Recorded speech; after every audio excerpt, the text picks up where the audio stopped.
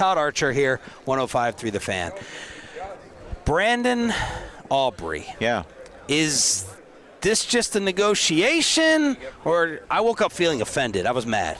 I was angry. I was like, put the second-round tender on his ass and get it. Well, that's going to happen anyway. Yeah. So, I mean, an agent's job is to ask for the moon.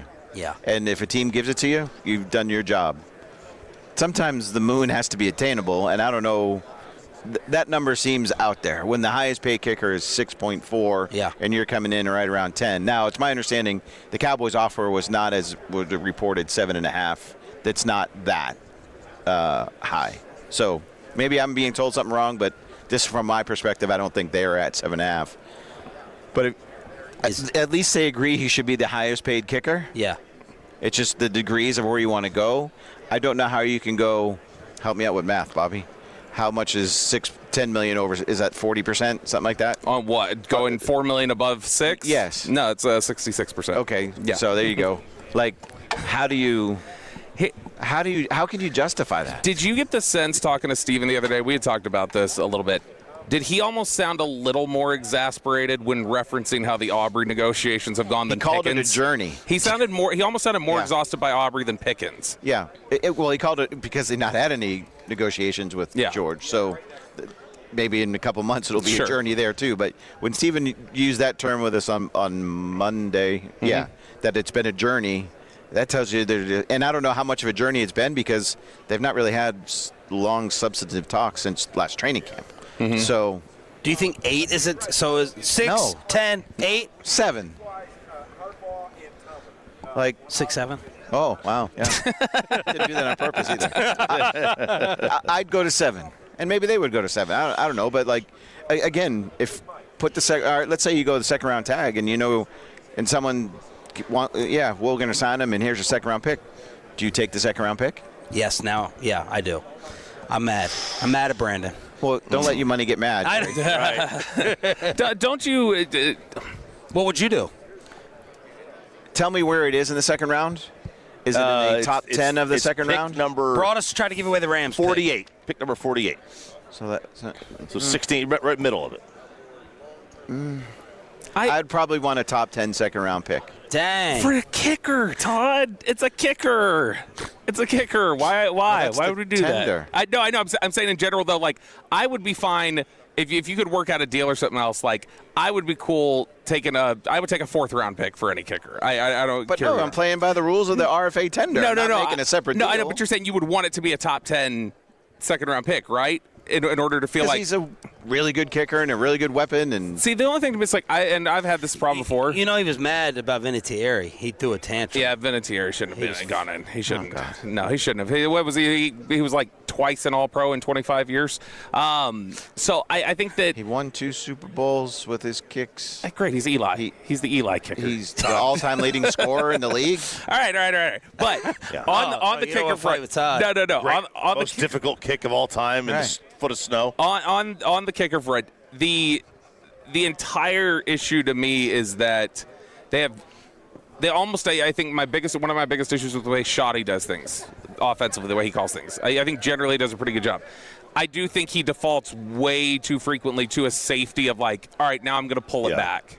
Well, that's a Schottenheimer problem, not an Aubrey problem. Exactly. Right. But I'd rather just not pay the top mark. I don't want to invest that much. I don't want to have the crutch to lean on. It's all these different level variations. But the coach cannot lean on the crutch. Sure. And still have a really good kicker. Yeah, coach has 100%. But that's my solution, Todd. But I think paying a kicker $10 million or $8 million or whatever else, that's not going to get better. That'll probably get worse.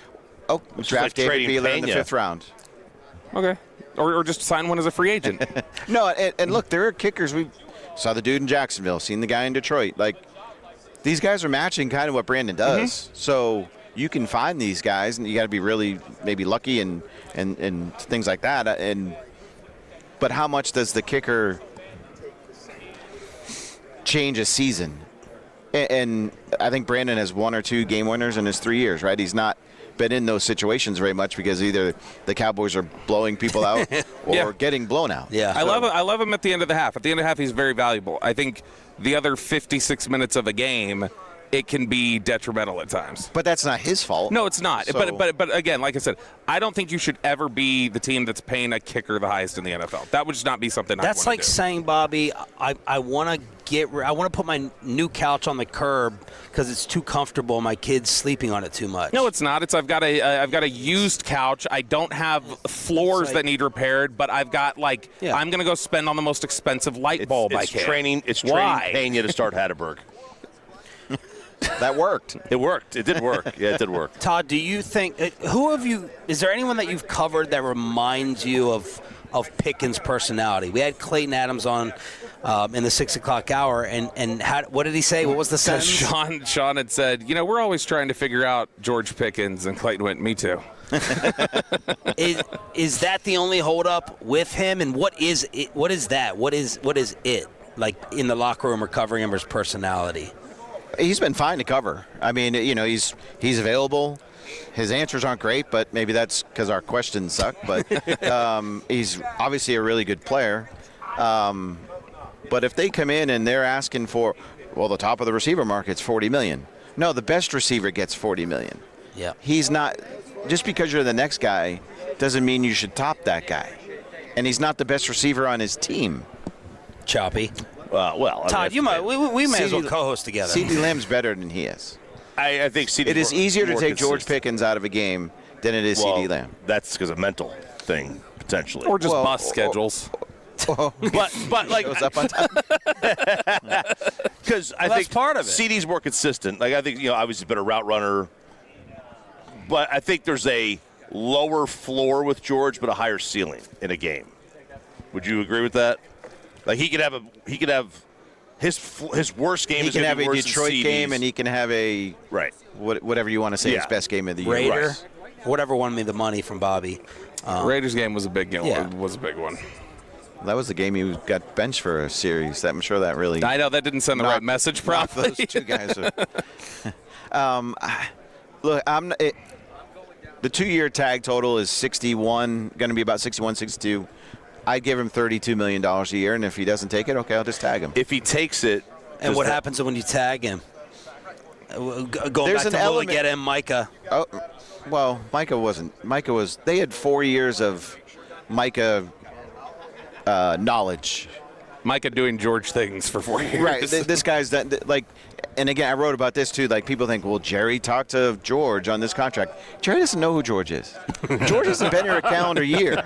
Like all the guys Jerry's talked to are the guys that have been around forever. Witten, Ware, Romo, Newman. Like those dudes were here for a long. Dak, Zach Martin, D-Law, like Clarence Hill.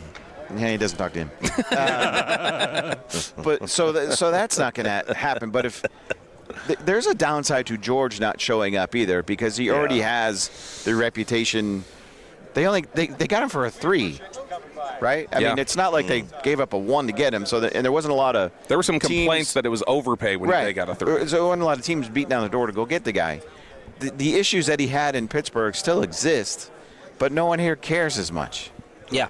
They're used to dealing with these sort of things, so it doesn't matter as much. I'm not saying it doesn't matter at all. It just doesn't matter as much. So if he skips all the stuff, he's ultimately affecting himself because he's just going to play back into the narrative that has been developed about him by not showing up, and B, it might impact his ability to impress on the field, which impacts his future earnings wherever he would be, maybe as a free agent in 27 or 28 or however it would go.